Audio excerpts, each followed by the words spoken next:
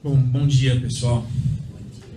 Eu trouxe aqui fazer essa apresentação, eu intitulei dessa maneira aí, né, a transição democrática no Brasil. Se vivemos realmente uma democracia. O meu objetivo aqui, então, eu coloquei aqui 3 objetivos. E acima desses 3 objetivos, eu vou entrar no mérito deles daqui a pouquinho, mas o meu objetivo principal aqui é trazer a seguinte provocação. Quando a gente fala em democracia e o seu oposto, né, uma ditadura, geralmente o que a gente tem ideia, né? E aqui eu vou ser bastante maniqueísta. Democracia é bom, ditadura é ruim. Geralmente a gente tem essa ideia. E nesse sentido, o meu objetivo aqui, né, o meu objetivo mais amplo, mais geral, é trazer uma provocação no seguinte sentido: será que a ditadura brasileira era tão ditatorial quanto se imagina? E ao final, responder aquela pergunta título ali, vou voltar aqui. Será que hoje, quando a gente fala, né, o Brasil é uma ditadura, é uma democracia, quando a gente fala aí, ano passado todos vocês viram aí a respeito da comemoração dos 25 anos da Constituição, né, e dentre, talvez um dos principais elementos aí é o fato de que a Constituição ela representa esse marco de uma redemocratização. Será que a gente realmente vive num ambiente democrático nos dias de hoje? Tá? Então a ideia é trazer alguns elementos, e por isso que eu dividi ali, como vocês devem ter visto aqui, em 3 partes. Eu quero fazer uma parte no início um pouco mais teórica, digamos assim, apresentar rapidamente aqui um conceito de democracia que eu sempre utilizo nas minhas aulas, até mesmo para responder a pergunta que o professor fez, né? Quando a gente fala democracia, o que é democracia? Depois eu trouxe aqui alguns elementos aí referentes ao período militar em si, e aqui fazer uma análise bastante política desse regime militar, e ao final fazer um questionamento aí sobre o atual momento, né? Ou seja, trazer algumas ideias aqui e lançar essas ideias aí para que vocês reflitam a respeito disso. Então, no primeiro momento, né, de maneira geral, quando a gente faz a pergunta, o professor fez, o que é democracia? De maneira muito geral, eu vejo isso nas minhas aulas. Quando eu pergunto, né, o que é democracia, as pessoas automaticamente fazem uma associação com a ideia de eleição. Né? Ou seja, democracia é aquela situação na qual o cidadão tem o direito de votar, o direito de ser votado. Só que essa conceituação ela é uma conceituação muito superficial. E muito superficial por quê? Claro que eu posso estar enganado aqui, mas eu vou generalizar, né? Eu vou arriscar dizer que não há país no mundo algum no qual não exista algum tipo de eleição para o seu governante. Seja uma eleição direta ou indireta, que não importa, né? Ou seja, a ideia de uma eleição indireta é menos democrática do que uma direta, isso é questionável. Aqui eu estou tratando então de eleições de uma maneira bastante genérica. Então, repito, né, não me vem à mente assim, nenhum país em que não exista para algum cargo, nem que seja o cargo lá análogo ao cargo de vereador, algo que a gente tem aqui no Brasil, não consigo imaginar nenhum país em que não exista algum tipo de eleição. Então, se a gente vincular isso, e aqui, claro, como o objetivo é falar do Brasil, olhemos para o Brasil, né, e durante o regime militar brasileiro, houve eleições no âmbito brasileiro. Quer dizer, houve eleições aí em 1970, 74, 78, 82, né? De certa forma até o Costa e Silva foi eleito, né, por um colégio ali muito pequeno, mas foi eleito. Então, se a gente entender democracia desse ponto de vista meramente eleitoral, a gente então corre o risco de dizer que todo país é uma democracia, o que obviamente não é o caso. Outro ponto, né? Geralmente se fala aí que democracia pressupõe a separação de poderes. Tá? E, logicamente, que eu defendo, eu concordo com isso, eu vou entrar no mérito disso daqui a pouquinho. Né? Agora, de que forma essa separação de poderes ela está ali presente? Né? Ou seja, de novo, comparando o Brasil de hoje e falando a respeito do Brasil durante o regime militar. Durante o regime militar existia separação de poderes. Né? Ou seja, aquela frase lá de que o poder... Né, existe o executivo, legislativo e judiciário, conforme está lá no artigo 2º da Constituição atual, estava lá na Constituição de 67. Né? Agora, uma separação de poderes de que forma? Né? Porque se de um ponto de vista normativo você tem essa separação de poderes, de um ponto de vista político ou talvez principiológico, naquele momento a separação de poderes é para inglês ver como se fala, porque, claro, o poder executivo é quem dava as cartas, né? E no fim a questão de direitos e garantias fundamentais, que geralmente também é associado à ideia de democracia. E claro que aqui, né, para chegar no argumento ao qual eu quero, eu vou colocar o seguinte, ora, um exemplo de um direito fundamental, o direito à educação. Durante o regime militar não existia educação pública. Durante o regime militar não existia o direito aí à saúde, olhando do ponto de vista, claro, dos direitos sociais, né? Do ponto de vista, inclusive, dos direitos às liberdades, é óbvio, todos sabemos aí que existia censura, mas no regime ditatorial brasileiro, ele não era um regime totalitário que controlava tudo, né? Ou seja, censura, uma censura aí que aqui, a título de provocação, eu vou dizer, não era uma censura tão ampla ou tão forte quanto se poderia imaginar. Então, para deixar bem claro esse conceito de democracia, eu gosto sempre de utilizar esse conceito colocado pelo Bobbio, né? O Bobbio, ele traz como conceito de democracia aquilo que ele chama de regras, e que aqui eu estou identificando essas regras aí, como eu pus do ponto de vista jurídico e normativo, ou seja, ideias que de alguma forma precisam estar presentes no ordenamento jurídico daquele país, para que o país possa ser visto, pelo menos aqui no primeiro momento, do ponto de vista jurídico, como uma democracia. Então, e vocês vão entender o porquê depois dessa minha ênfase aqui, do ponto de vista jurídico-normativo, como eu pus ali, tá? Então, no primeiro momento, claro, eleições para o legislativo, né? E aqui é lógico que o Bobbio lá no seu texto ele não coloca desse jeito, aqui eu escrevi de uma maneira um pouco mais sintética, mais direta, para deixar mais claro. Então, você tem primeiro eleições para o legislativo, eleições para o executivo. Quem for maior de idade, sem nenhum tipo de distinção, deve ser um eleitor.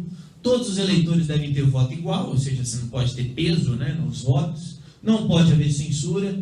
Deve haver no mínimo 2 partidos políticos. Para quê? Para que o cidadão possa ter uma alternativa de escolha, né? Já que, imagino que todos vocês saibam, né, que o voto é direcionado ao partido político, não ao candidato. A maioria vence, né? Lógico, existe o princípio da maioria, conforme várias maiorias, maioria simples, maioria absoluta, proporcional. E o último, de que a maioria não pode tirar ou limitar os direitos da minoria, tá? Agora, o interessante que o Bobbio coloca no seu texto é o seguinte: tem aqui 8 regras. Se uma delas faltar, né, se uma delas não estiver presente, significa dizer que o país é uma ditadura? E o próprio Bobbio coloca lá no seu texto, esse é o argumento dele, de que não. De que essas regras aqui, elas são um modelo, né, um tipo ideal, como diria lá o Weber, mas um tipo ideal que serve para classificar os países como mais ou menos democráticos. É óbvio, né, que se um país não possui nenhuma dessas regras, se pode pressupor que seja uma ditadura, sem dúvida. Agora, olhando aqui do ponto de vista, e repito, né, entre aspas, é claro, meramente normativo, ou aqui por enquanto exclusivamente normativo, a ideia é que essas regras, então, elas precisam estar de alguma forma na lei, certo? E que a ausência de 1 ou 2 ou 3 dessas regras, elas não caracterizam o país como uma ditadura. Vai definir o país como mais ou menos democrático em uma possível classificação aí entre os extremos completamente ditatorial e completamente democrático. E aí, aqui fazendo uma análise inicial, se percebe aqui o seguinte: durante o regime, na atualidade, vou começar pela atualidade, quer dizer, eu vou partir do princípio de que na atualidade todas essas regras estão presentes de alguma forma na legislação brasileira, tanto a legislação constitucional, né, tanto na Constituição quanto na legislação infraconstitucional. Agora, quando se olha para essas regras, se começa a perceber que muitas delas também estavam presentes durante o regime militar. E aqui eu repito, eu estou fazendo análise não do ponto de vista político, mas inicialmente do ponto de vista meramente jurídico. Tinha eleição para o legislativo? Tinha. Tinha eleição para o executivo? Tinha. Quem era maior de idade era eleitor? Era. O voto tinha peso diferenciado, por exemplo, para homem ou mulher? Não. Censura. Aí a censura, como até já foi falado, claro, você tem presente. Existiam 2 partidos políticos? Sim, a Arena e o MDB durante o regime militar. Maioria vencia? Vencia. E o último ali, a maioria não pode tirar o limitar direitos da minoria. Claro, de novo aqui a título de provocação, e eu vou dizer que essa regra estava presente. Porque, olhando do ponto de vista eleitoral, o MDB sempre teve membros eleitos dentro do parlamento brasileiro. Portanto, a minoria, ela não teve o seu direito cerceado de obter, de ser votada, digamos assim. E claro, repito, né, que aqui é do ponto de vista meramente formal. Logicamente, quando a gente amplia isso, e o próprio Bobbio faz essa ampliação, ele vai trazer aqui alguns princípios que vão servir, então, que vão balizar, né, o entendimento, a interpretação daquelas regras. Então, ele coloca inicialmente esses 5 princípios aí, de que o poder político deve estar nas mãos de todos, ou ao menos da maioria. E aí, quando se olha para o período militar, né, logicamente, a gente não tem isso. Todos os cidadãos são iguais perante a lei. Deve haver a distribuição política de poderes, que eu até já me referi a isso antes. Quer dizer, lá no regime militar, formalmente existiam os 3 poderes, mas claramente todos sabem que quem dava as cartas era o poder executivo, né? As decisões políticas devem ser tomadas por órgãos colegiados e a tomada de decisão deve ser feita, eu coloquei ali entre aspas, de baixo para cima, né? Ou seja, do povo em direção ao Estado. Então, quando se olha para esses princípios, aí se percebe que as regras, né, as normas, ou seja, a lei existente lá naquele período, ainda que formalmente democrático, obviamente não garantia a democracia, né? E quando eu digo do ponto de vista formal, porque vejam, nós temos hoje a Lei 4737, que é o Código Eleitoral Brasileiro, né? O Código Eleitoral Brasileiro é de quando? Ele é de 1965, ainda em vigor, claro, alterado posteriormente, né, pela Lei das Inelegibilidades, a Lei Complementar 64 de 90, alterado pela Lei das Eleições, que é a Lei 9.504 de 97, alterado pela Lei dos Partidos Políticos, que é a Lei 9096 de 95, mas existe uma série de elementos que estão lá presentes, que estão em vigor, né, e que fazem parte, então, de um regime ditatorial. Se a gente olhar do ponto de vista prático hoje, né, o sistema proporcional que elege deputados de maneira geral e vereadores, não mudou nada. Quer dizer, a forma como deputados são eleitos hoje está prevista lá no artigo 107, 108 e 109 do Código Eleitoral, que é o mesmo e não sofreu alteração, que é o sistema proporcional. Tá? Então, quer dizer, a lei existe, mas o princípio não existia. Daí, então, se chega a essa conclusão inicial de que aquele período não era democrático. Além disso, eu coloquei ainda 2 princípios aqui, né? Outros 2 princípios. Um deles, que o próprio Bobbio cita, que é a própria ideia de dignidade da pessoa humana. Quer dizer, você não pode pressupor um regime democrático no qual não haja a existência desse princípio aqui. E um outro princípio, uma outra ideia que eu trouxe desse outro cientista político, que é o Bernard Manin, que ele fala a respeito do princípio da incerteza, ou da ideia da incerteza. Quer dizer, como é que você pode considerar como democrático um regime no qual você sabe quem vai ser eleito? Então, a ideia dele, que ele argumenta em um livro cujo título é Os Princípios do Governo Representativo, a ideia dele é bastante simples. Quanto mais incerto o resultado de uma eleição, no caso, mais democrático vai ser o país. Né? E aí, quando a gente olha para o regime militar, óbvio, existiam eleições, né? E aqui, falando especificamente de eleições para o Legislativo, mas quem tinha dúvida naquele momento, já que a Arena, que era o partido dos militares, ou que apoiava o governo, quem tinha dúvida de que a Arena ia sempre obter a maioria, né? Ou seja, uma maioria que permitia, inclusive, a aprovação de emendas constitucionais, já que desse ponto de vista o regime militar, me permitam usar a palavra, foi muito esperto, né? Já que o regime militar manteve toda a aparência de legalidade durante o período praticamente inteiro dos 21 anos do regime militar. Ou seja, você tem o Congresso Nacional deixando de funcionar durante 1 ano, mais ou menos, mas o restante do período tem eleições, tem um processo legislativo, né, tem a aprovação eventual de emendas, talvez aí a mais conhecida seja a emenda número 1 de 69, né, mas houve esse funcionamento parlamentar. Tá? Agora, um funcionamento parlamentar que obviamente não correspondia ou não garantia essa ideia da incerteza. Né? Ou seja, não havia nenhuma dúvida de que a Arena continuaria sempre ali vencendo, e quando essa dúvida surgiu, o que os militares fizeram? Alteraram o sistema eleitoral em cima da hora para poder manter o seu domínio, como ocorreu lá com o pacote de Abril, né, para alterar o sistema eleitoral em cima da hora.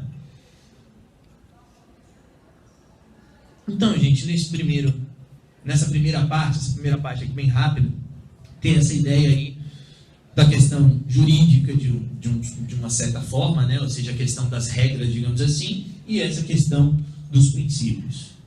Entrando aqui na segunda parte, eu trouxe aqui alguns elementos que aí eles são um pouco mais específicos e eles dizem respeito à própria política do regime militar. Quer dizer, a gente fala assim, os militares, né? Os militares mandaram, dominaram. Era um grupo coeso. Ou seja, é um grupo afinado, uno, né? E aí, do ponto de vista político, claramente não. Quer dizer, como eu coloquei aqui, esse regime militar ele tinha duas características que aparentemente eram contraditórias. O primeiro é a estabilidade. Por quê? Porque você vê ali, durante aquele período, os militares, que é essa maneira genérica de dizer, mantendo o poder político. Então você pode falar em estabilidade porque não houve alternância de poder. Agora, ao mesmo tempo em que havia essa estabilidade, ao mesmo tempo em que o regime se apresentava como regime dos militares, por outro lado, tem essa mutabilidade do ponto de vista interno, que aí eu chamei ali, né, a forma assumida pelo Estado. Tá? E por que a forma assumida pelo Estado? Porque claramente, do ponto de vista político, se tem aí, e aqui, olhando né, logo no início do regime militar, lá no ano de 64, se tem um regime militar inicialmente, que ele é razoavelmente brando. E brando por quê? Os militares deram o golpe, os militares lançaram um ato institucional que não tinha número, né? Era o ato institucional, depois passou a ser visto como número 1. Arrogaram para si a prerrogativa até mesmo de um poder constituinte originário. Né? Agora, o que estava em vigor naquele momento em termos de Constituição? A Constituição de 46, ela não deixou de vigorar com o ato institucional. Tá? Eu coloquei aqui embaixo, né? E no próximo eu coloquei alguns exemplos. Houve cassação, né? De políticos, né? No caso. Mas quantos? Tem um livro de um autor, Sebastião Velázquez, que ele coloca que a linha dura queria a cassação de mais ou menos 5.000 pessoas. E foram cassadas menos de 400 pessoas naquele primeiro momento ali. Ele coloca também o seguinte, que essa prerrogativa institucional de cassar mandatos durou durante os primeiros 60 dias do golpe. E depois ela deixou de existir, digamos assim. Então, eu vou apresentar daqui a pouquinho algumas características que levam a esse entendimento feito por esse autor espanhol Juan Lins, que, se não me engano, faleceu no ano passado, se não estou enganado, que é um dos maiores, ou visto como um dos maiores autores que tratam de processos de transição de regimes ditatoriais para regimes democráticos. Então ele analisou ali na década de 80 os países da América Latina e depois da metade para o final os países do leste europeu. Ele fala que o Brasil é uma situação autoritária e não um regime autoritário. Ou seja, o Estado brasileiro, pelo menos no primeiro momento, não tinha uma estrutura autoritária em si. Né? Ou seja, as pessoas que estavam ali inseridas naquela estrutura estatal, elas impuseram uma situação autoritária, mas que o Estado em si não foi alterado institucionalmente para ser um Estado autoritário.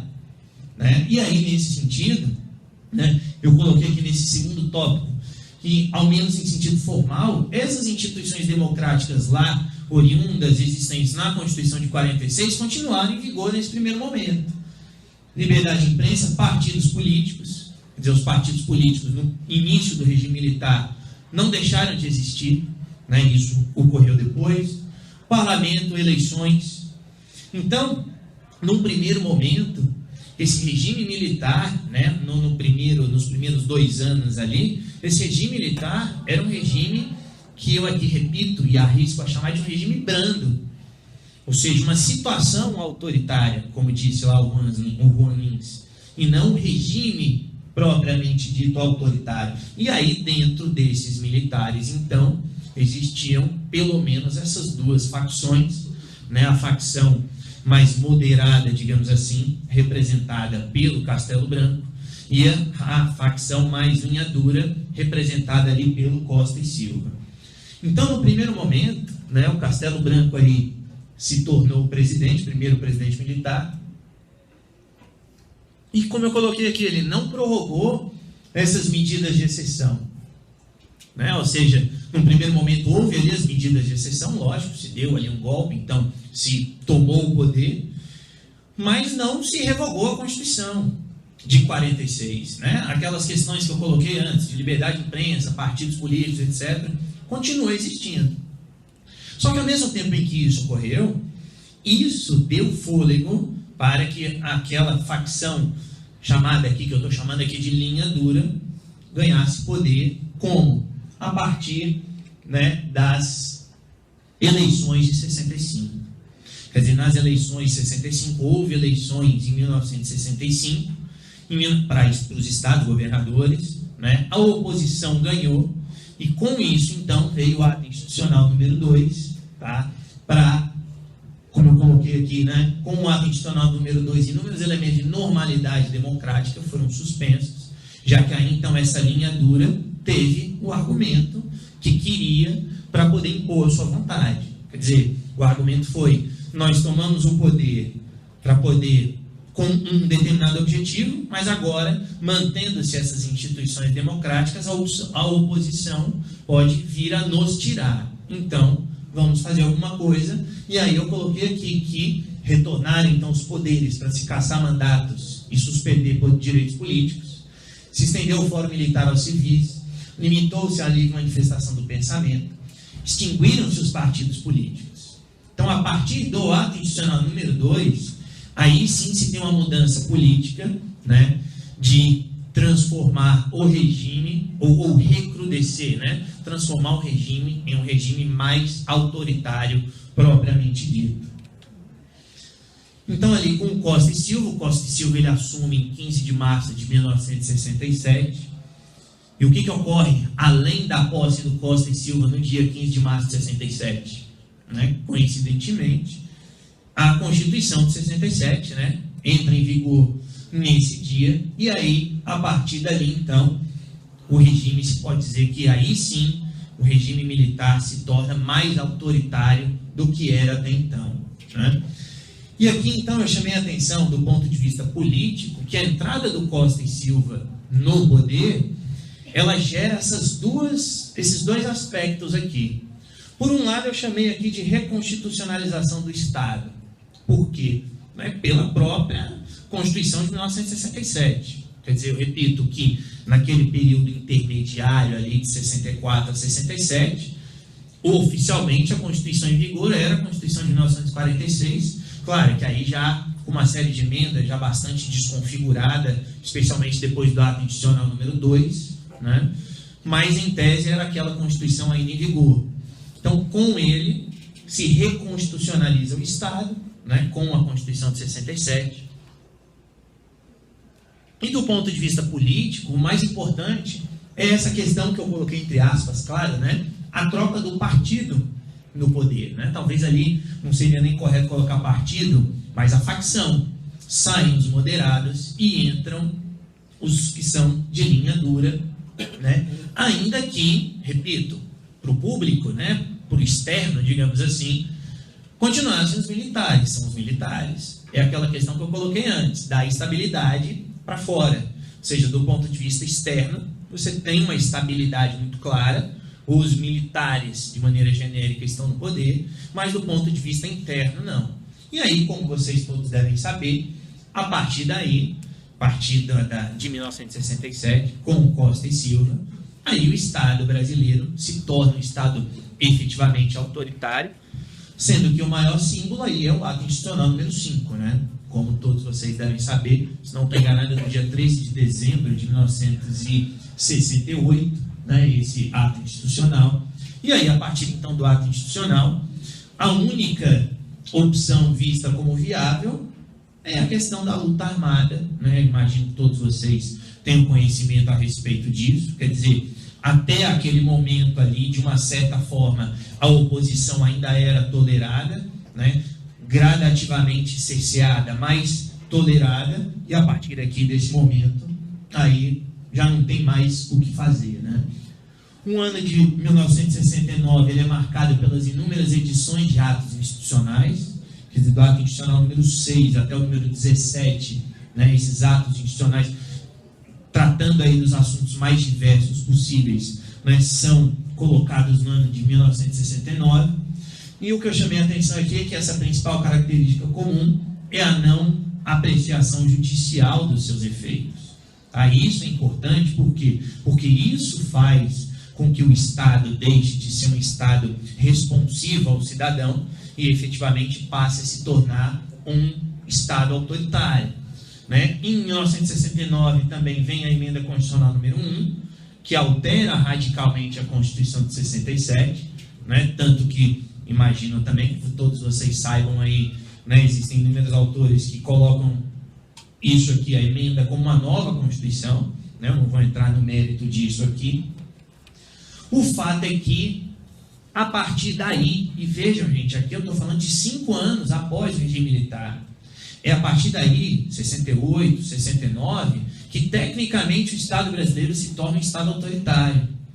Porque é a partir daqui que se cria esse afastamento da vida pública do país. Ou seja, se a definição de Estado autoritário, um dos elementos que define um Estado como sendo autoritário, é esse afastamento da vida pública do país.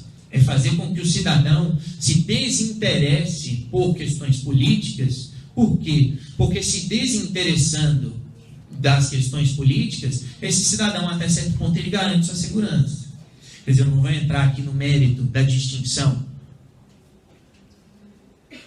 teórica, doutrinária, entre Estado autoritário e Estado totalitário, porque são duas coisas distintas, né? Mas o que se tem aí como uma das características de um Estado autoritário é, então, esse afastamento da vida pública do país.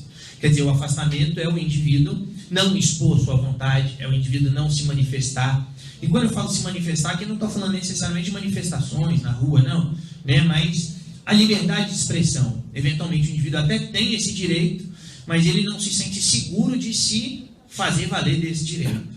Então, a partir daí, né, essas ações repressivas criam esse afastamento e, ao mesmo tempo em que, por um lado, ou do ponto de vista político, se afasta, o regime militar consegue, e aqui eu não estou entrando no mérito se foi bom ou ruim, mas ele consegue um apoio popular.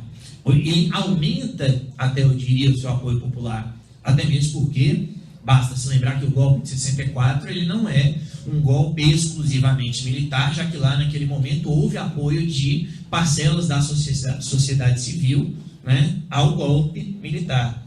Então, surge aí o período do milagre econômico, né, de conhecimento aí, eu acredito, de todos vocês, que garante os índices aí de popularidade ao Médici, aí a gente já está no terceiro presidente, né, ao Médici e à Arena, que é o partido político que apoia os militares. Então, vejam que aqui se tem uma mudança, né, ou é a consequência da mudança política. Se num primeiro momento existia um governo dito ditatorial, mas mais moderado, aí a partir de 68, 69, chegando no seu ápice aí no início da década de 70, claramente se tem um Estado autoritário, no qual aqueles que são chamados de linha dura, eles coordenam o sistema político. Depois, né, vem aí o Geisel, tá? E o Geisel dá início àquilo que é chamada de transição, né? Uma transição, tem a frase que é extremamente famosa dele, né, de uma transição lenta e gradual, né, uma transição tão lenta e gradual que demorou 11 anos para acontecer, né, considerando aí que ele começou seu mandato em 74 e essa transição tecnicamente teria terminado em 1985, uma transição cheia de idas e vindas, né, ou seja, abre-se de um lado, depois se cria um pacote eleitoral para alterar o sistema eleitoral, né, para garantir a vitória dos militares, foi da Arena no caso. Então, nesse sentido, essa propaganda institucional passa a fazer o quê? Incentivar o cidadão a votar, mas, como eu falei agora, dentro de uma margem bastante limitada, né? Ou seja, por um lado, o cidadão pode votar, mas todo mundo sabe que a Arena vai continuar ganhando, tá? E aí, gente, isso aqui então é uma síntese aí, né, desse aspecto militar, ou do período militar. E aí a gente chega então a esse momento, que seria aí o momento da nova república, né, de 1985 para cá, quando se tem essa redemocratização. Vocês devem ter visto aí na mídia, né, a comemoração dos 30 anos lá, 1984, da derrota da emenda Dante de Oliveira, né, que deu início aí a todo esse processo. Então, se considera que, a partir desse momento, se tem início a democratização ou redemocratização brasileira, e essa redemocratização, olhando do ponto de vista aí mais formal, né, ou mais institucional, representado ou simbolizado pela Constituição brasileira, essa Constituição brasileira, como vocês sabem, vai trazer lá, na parte de direitos e garantias fundamentais, os seus direitos políticos. Tá? E aí aqui, também eu trouxe essa pequena definição aí de o que é direito político, com destaque para o que está bem no finzinho. Eu coloquei ali que os direitos políticos são as prerrogativas e deveres inerentes à cidadania e que englobam o direito de participar direto ou indiretamente do governo, da organização e do funcionamento do Estado. Tá? Eu quero chamar a atenção disso, do mesmo jeito que ali no segundo ponto, eu chamei a atenção de que esses direitos políticos eles são um conjunto sistemático de normas respeitantes à atuação da soberania popular. E como tal, se pressupõe então que essa soberania popular seja a base desse sistema democrático atual. Bom, o que a gente tem aí no âmbito brasileiro? Tá? No âmbito brasileiro, e aqui olhando lá para a Constituição, a gente tem um princípio democrático logo de cara, né, no parágrafo único do artigo 1º da Constituição, que traz essa ideia de que todo o poder emana do povo. Não copiei o parágrafo inteiro ali, né, mas eu imagino que todos vocês conheçam a redação, né, de que todo o poder emana do povo, e esse poder, então, ele é exercido de maneira direta ou por meio dos seus representantes. E em seguida, ou talvez não tão em seguida, mas um pouquinho mais para frente, lá no artigo 14, né, se tem aí a parte claramente intitulada Direitos Políticos, que abarca lá o artigo 14, o artigo 15, né, e se poderia, apesar de ser ali, ter uma titulação diferenciada, um novo capítulo, mas se poderia abarcar ali os direitos presentes ali no artigo 17 também, né, o artigo 17 que traz a questão de partidos políticos. Tanto que o professor Alexandre de Moraes ele coloca que, como direitos políticos no Brasil, você tem aí aquela ideia básica do direito de votar e de ser votado, mas se tem também a ideia de participação em partidos, criação de partidos políticos, se tem a ideia como direito político de manifestação, fora os princípios aí presentes no artigo 5º, né, basicamente de igualdade e de liberdade, que também estão presentes nesse sentido. Então aqui a gente tem aí um aspecto claramente presente, né, explícito de direitos políticos, né, o caput aí do artigo 14 traz essa redação, né, como todos vocês devem saber, de que essa soberania popular então é exercida por meio do sufrágio e pelo voto direto e secreto, com valor igual para todos. Se percebe aqui claramente, né, que se concretizam aquelas regras que eu apresentei lá no início, né, as regras conforme o Bobbio definiu. Então, seria possível dizer aí que, de um ponto de vista, pelo menos normativo ou jurídico, a gente tem uma situação de um Estado democrático de direito. Ideia essa que também está presente, como vocês sabem, lá no artigo 1º da Constituição. Agora, quando a gente olha do ponto de vista político, e essa é a provocação que eu falei no início, será que a gente vive num sistema democrático hoje? Já houve uma resposta aqui logo de cara, não. Né? E a ideia é trazer aqui algumas provocações. Por quê? Porque, professor de história que ao meu lado vai me dar licença, mas eu fiz aqui e quero puxar rapidamente essa ideia de que na Grécia Antiga se tinha um princípio democrático vinculado à ideia de igualdade. Ainda que, como a gente conversava ali antes, na Grécia Antiga, os autores todos, filósofos daquele momento, achavam que a democracia não prestava, quer dizer, um governo dos incultos de maneira geral, mas, pelo menos ali, o Clístenes, o Péricles, a ideia básica era garantir algum tipo de igualdade. Ou seja, dentre aqueles 10% que seriam cidadãos, a esses seria dado de maneira igualitária o direito de participar na esfera política. E quando eu falo sobre democracia, eu gosto muito de trazer essa ideia de igualdade. Por quê? Porque quando a gente olha para esses preceitos constitucionais, eles se fundamentam muito mais na ideia de liberdade individual, certo? Claro que eles trazem embutida a ideia da igualdade formal, porque aí o que está lá no caput do artigo 5º se irradia para cá, já que todos são iguais perante a lei, mas eu sempre gosto de trazer algumas ideias aqui. Eu coloquei ali a pergunta, todos sabemos, está no artigo 14, que nos seus incisos 1, 2 e 3, plebiscito, referendo e iniciativa popular. Esses 3 incisos sendo doutrinariamente vistos como elementos de democracia direta no Brasil, já que é a expressão da vontade do povo, como se diz. Agora, eu sempre trago, quem convoca o plebiscito e quem autoriza o referendo?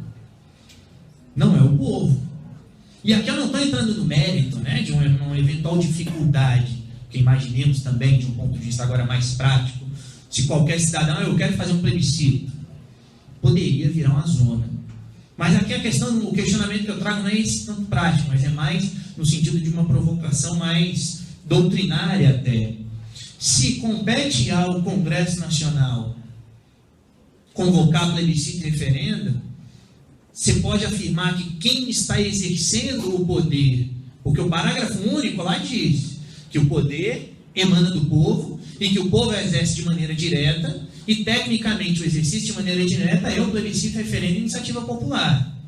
Então, se quem convoca é o Congresso, é uma democracia direta?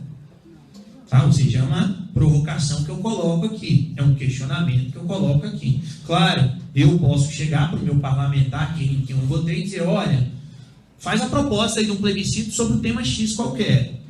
Posso, mas ele vai conseguir? E aqui eu faço sempre essa provocação, por quê? Porque do ponto de vista político, o que significa a palavra poder? A palavra poder, sua definição técnica a gente nem no âmbito da ciência política nem se fala em poder, eu tenho poder, não. Eu exerço o poder sobre o outro, porque o poder é uma relação. Então você pressupõe alguém exercendo sobre o outro. E eu só posso falar que houve a relação de poder se o outro, aquele que sofre a ação, fizer o que eu quero. Porque se eu falo para o professor aqui do meu lado, assassine o professor Marcos, e eu tenho dinheiro, e eu ofereço a minha fortuna para ele, ele diz, não, que poder eu estou exercendo sobre ele? Nenhum. Então, a partir do momento em que se tem essa definição técnica de poder, ou seja, nas minhas aulas eu sempre costumo brincar também, dar inúmeros exemplos, como o seguinte: um pai manda o seu filho fazer exercício de casa e o filho diz não. O pai exerceu o poder? Não. Aí o pai vira para o filho e fala, olha, faz, senão eu tiro sua mesada, que seria o poder econômico. E o filho não faz. O pai exerceu o poder? Não. E se o pai vira e dá uma surra de varinha de bambu no seu filho, e o filho olha para o pai e continua rindo, beleza, mas não vou fazer o exercício. O pai exerceu poder sobre seu filho? Não exerceu. Então, o exercício do poder pressupõe alguém, e aqui eu vou usar esse termo, alguém mandando e o outro obedecendo de acordo com o que o primeiro quer. Então, se a gente traduz ou transfere esse raciocínio, traz esse raciocínio lá para o parágrafo único do artigo 1º, se pressupõe que a vontade do povo deve ser concretizada pelo Estado. Se parte do princípio, então, de que se plebiscito e referendo são elementos de democracia direta, cabe ao povo convocá-los e não ao Congresso Nacional, como está lá explícito na Constituição, no artigo 49, inciso 15. Quando a gente olha, pergunta a vocês, quantos plebiscitos e referendos ocorreram na história do Brasil? E quando eu falo de história do Brasil, eu estou falando lá de 1822, quando se tornou independente, até o dia de hoje, 200 anos, um pouco menos. Ocorreram 3. Ou seja, lá em 1963, para a escolha entre parlamentarismo e presidencialismo, depois, 30 anos depois, o de 93, e agora o de 2005.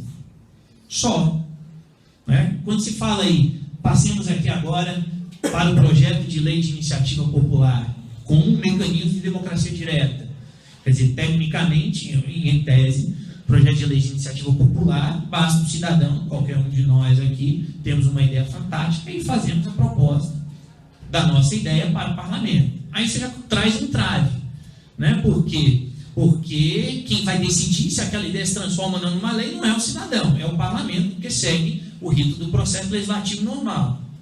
Agora, aqui eu trouxe a título de curiosidade, que está lá na Lei 9709, que é a lei que regulamenta plebiscito, referendo e iniciativa popular, no seu artigo 13, como é que o cidadão, qualquer cidadão, pode dar início a um projeto de lei de iniciativa popular.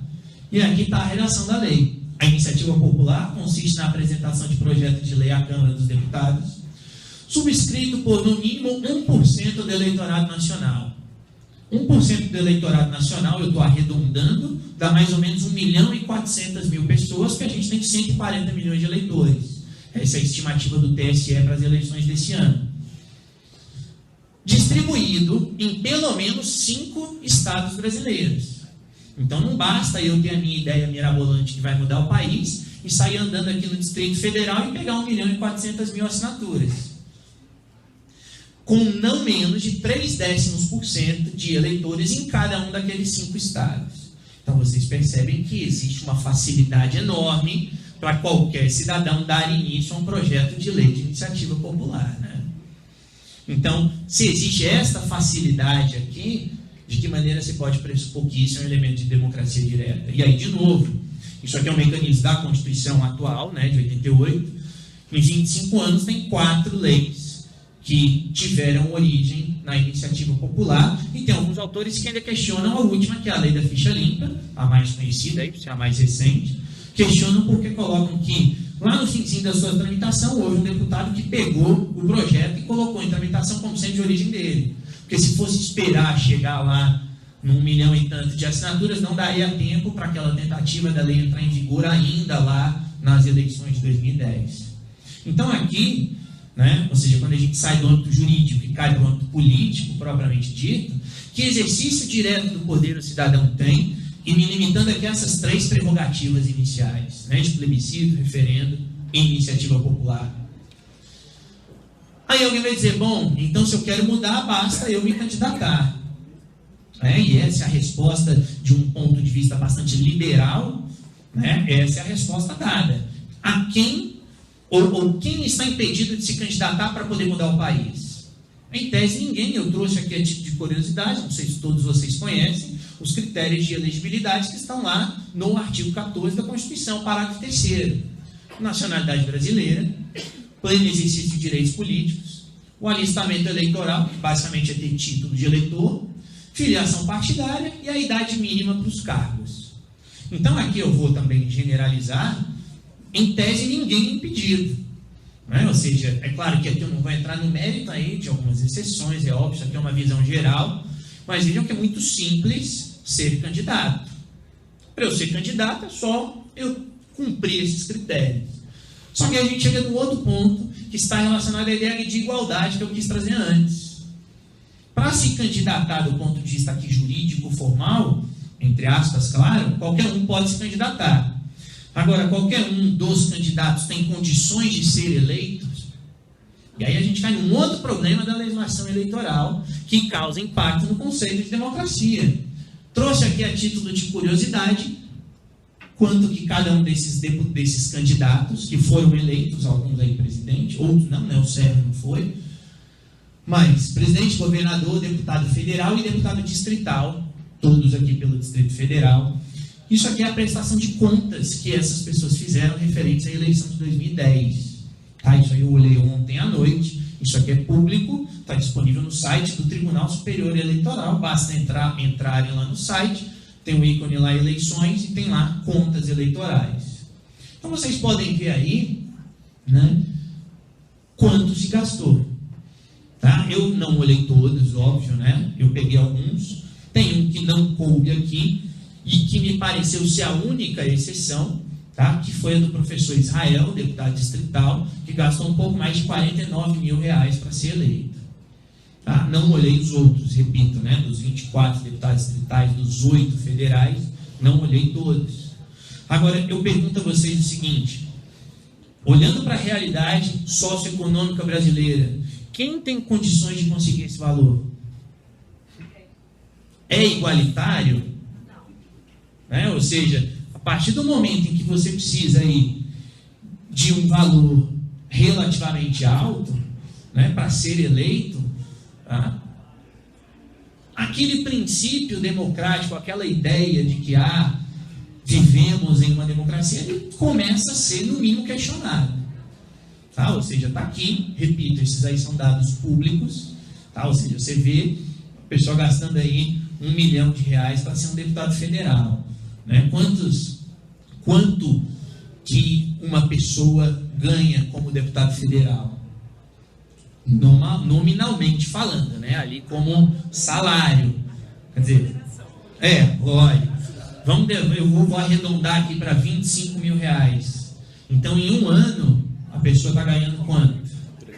Tá? Exato. Você multiplica isso por 4, dá 1.200.000 que a pessoa ganhou em um ano. Ela gastou ali R$1 milhão para ser eleita. Qual é a lógica disso? Ou o cara que gastou R$2.400.000.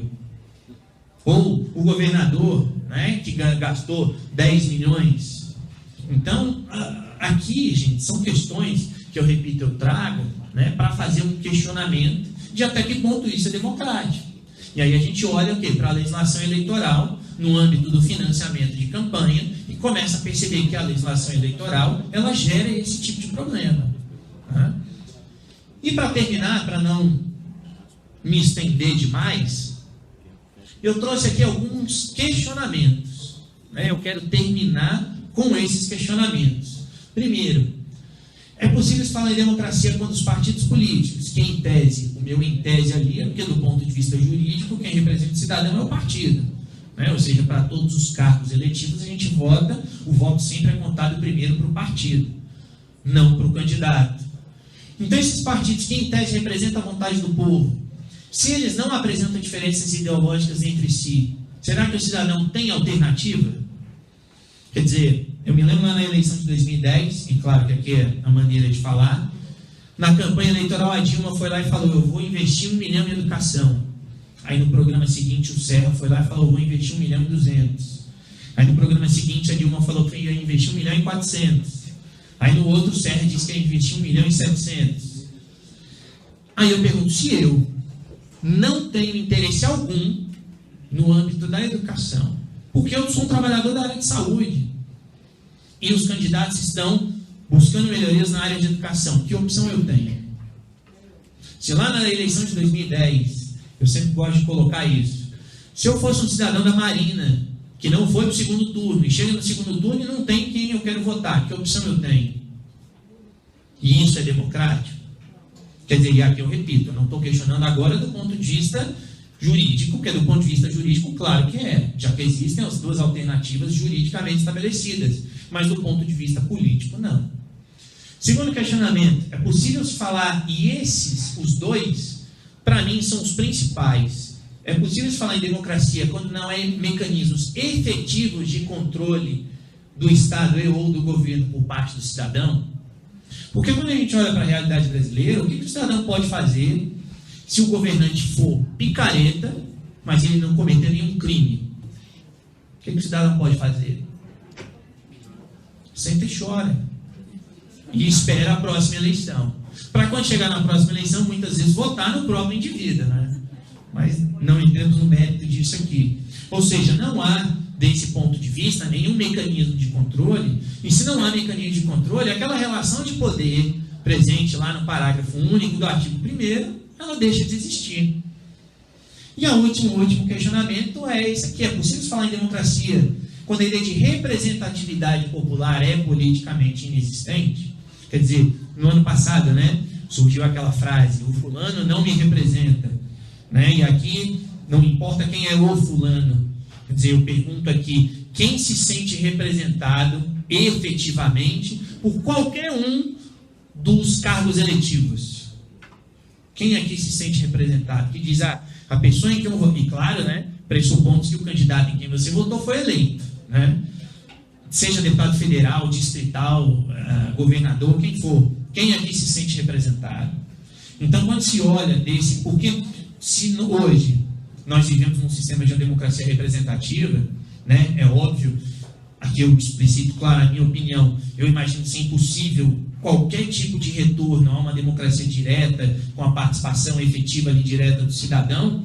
Então, se a única forma é a democracia representativa, é importante entender o mecanismo de representação. E aí a falha, né, do ponto de vista político, ao meu ver, na nossa democracia atual, é essa falha de representação. Porque não existe o vínculo entre o eleito e o eleitor. Tá? Então, são ideias aí, gente, que eu queria colocar para vocês, né?